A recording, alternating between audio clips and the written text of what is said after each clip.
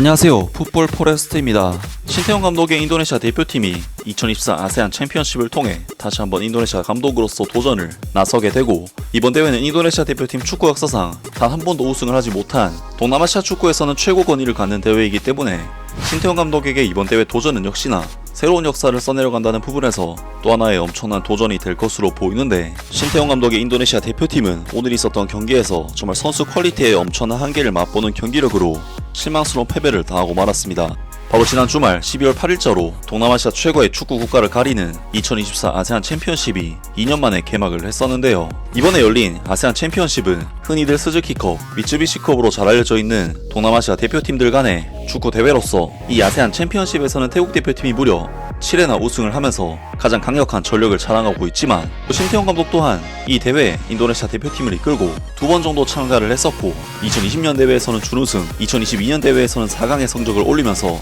좋은 성과를 냈었는데요. 그리고 인도네시아 대표팀은 이번 2024년 대회에서는 라오스, 미얀마, 필리핀, 베트남 대표팀과 한 조에 포함이 되어 조별 라운드를 시작하게 되는데, 사실 인도네시아 대표팀이 그동안 아시안컵이나 월드컵 예선에서 보여준 성과는 여타 다른 동남아시아 국가들과 비교도 안 될 만큼 좋은 성적을 내고 있기 때문에 이번 대회만큼은 당연히 인도네시아 대표팀이 우승을 차지할 수 있지 않을까 하는 기대를 가질 수도 있겠지만, 이번 대회는 A매치 의무 차출 대회가 아니기 때문에 인도네시아의 많은 유로파 선수들, 즉 귀화 선수들이 거의 차출이 되지 않았고, 기존 인도네시아 출신의 자국 선수들로만 스쿼드가 구성이 되었습니다. 때문에 트랜스퍼 마케트 기준 인도네시아 대표팀은 이번 대회에서 선수단 시장가치 평가액이 4위에 머무를 정도로 인도네시아로서는 이번 대회에서 우승할 확률이 어쨌든 정배는 아닌 상황이라고 할 수가 있겠습니다. 때문에 인도네시아 대표팀은 이번 대회 첫 경기에서 참가하는 10개 팀 중 8위 정도의 전력으로 평가받는 미얀마 대표팀을 상대로 예상 외의 접전을 펼치면서 1대0으로 진승을 거뒀었고, 2차전에서는 미얀마 대표팀보다도 더 낮은 레벨의 팀인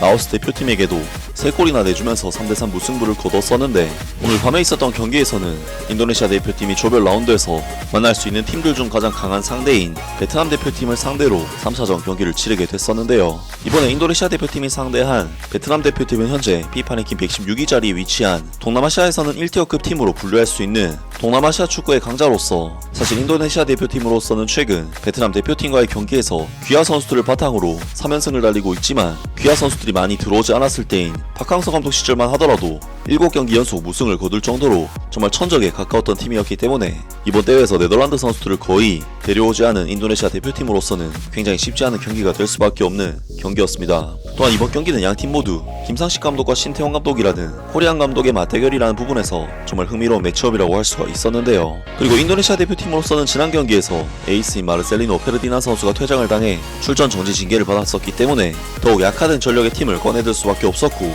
반대로 베트남 대표팀은 베트남 최고 스타인 응우의 꽝아이 선수를 포함 호앙드, 티엔린 같은 스타 플레이어들이 포함된 강력한 라인업으로 인도네시아 대표팀을 상대했습니다. 그리고 이번 경기에서 인도네시아 대표팀은 역시나 객관적인 전력상 극복하기가 도저히 힘든 수준의 전력 차이를 지닌 베트남 대표팀을, 그것도 원정에서 상대하는 경기였기 때문에 경기의 주도권을 완전히 내주는 경기를 펼쳤고, 전반전 볼점유율 수치가 무려 75대25, 슈팅 숫자 면에서도 8대0이라는 압도적인 수치가 나올 정도로 인도네시아 대표팀은 오늘 베트남 대표팀을 상대로 단 한 번도 공격 시도를 하지 못한 채 수비에만 급급하는 경기를 했습니다. 사실 인도네시아 대표팀은 신태용 감독이 최근 팀 전력이 강화가 되면서 중동의 강팀을 만나더라도 볼을 소유한 상태에서 현대적인 빌드업 축구를 구사해 나가는 모습을 보였고, 심지어 AFC U23 아시안컵에서는 대한민국 대표팀을 상대로도 경기를 주도하는 모습을 보일 정도였지만, 확실히 이번에 신태용 감독이 구성해서 나온 팀은 냉정하게 이야기해서 전술이 딱히 소용이 없다고 해도 될 정도로 자신들이 하고자 하는 축구를 전혀 하지 못했습니다.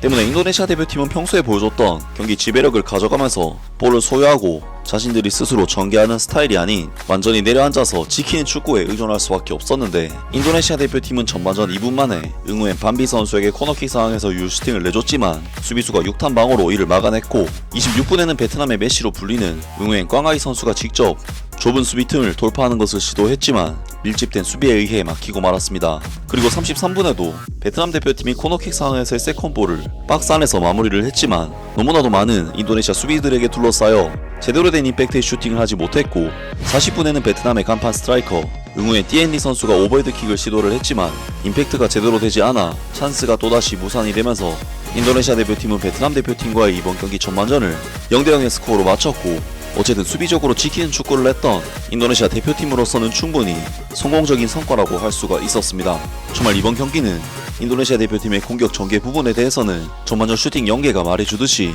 딱히 할 말이 없을 정도로 명백한 한계를 맛봤던 정말 최악의 경기력이었지만, 그래도 수비적으로는 인도네시아 선수들이 버텨주고 비벼주면서 정말 끈질기게 수비를 계속해줬고, 베트남 대표팀 입장에서는 이미 박스 안 선수의 숫자 자체가 거의 2배 이상 차이가 났기 때문에 도저히 찬스를 만들어내기가 쉽지 않은 경기였는데요. 확실히 기술적인 부분에서 밀리는 팀이라면 체력적인 부분에서 커버를 해줘야 상대적 강팀들을 상대로 버틸 수가 있는 것인데, 인도네시아 선수들은 베트남 선수들에게 끈질기게 따라붙으면서 거칠게 압박을 시도했고, 심지어 호키 까라카 선수는 카드를 받을 정도로 인도네시아 대표팀은 공차는 능력은 안되지만 정말 의지력 하나로 경기를 끌고 왔습니다. 그리고 후반전 역시 베트남 대표팀이 처음부터 많은 찬스를 만들어내면서 인도네시아가 밀리는 경기를 했는데, 경기 내내 계속해서 몰아친 베트남 대표팀 선수들의 에너지 레벨이 후반전 중반부터 다소 떨어지기 시작했고, 무려 60여 분을 그냥 버티기만 했던 인도네시아 대표팀도 서서히 역습을 해나가기 시작했는데요. 인도네시아 대표팀은 65분 순간적인 역습을 통해 발생한 찬스를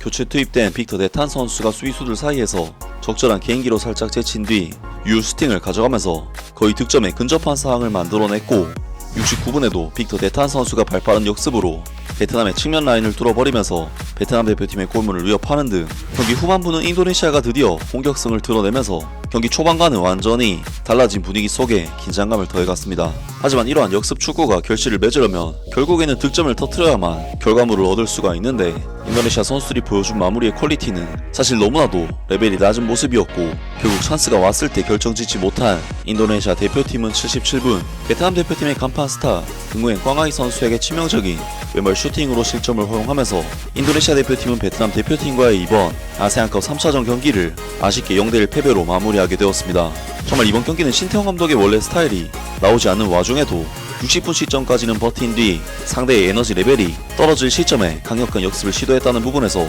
분명 효과가 있었지만, 선수들의 마무리 퀄리티나 기본적인 볼 차는 능력이 따라주지 않아서 전술 구사 자체가 잘 안됐던 너무나도 아쉬운 경기였고, 네덜란드 선수들 없는 인도네시아 대표팀의 한계를 볼 수가 있었던 경기였는데요. 정말 신태용 감독 입장에서는 네덜란드 출신 귀하 선수들도 모조리 빠지고 자국 선수들 중에서도 22세 이하 선수들로만 구성을 해왔기 때문에 자신이 평소 구사하던 전술의 구현이나 경기력이 잘 나오지 않는 것으로 보이는데, 과연 신태용 감독의 인도네시아 대표팀이 이번 대회에서 성과를 낼 수 있을지 다음 경기도 기대를 해보겠습니다. 아무튼 오늘 영상은 여기까지고요. 영상 재밌게 보셨다면 구독과 좋아요 그리고 댓글 부탁드립니다.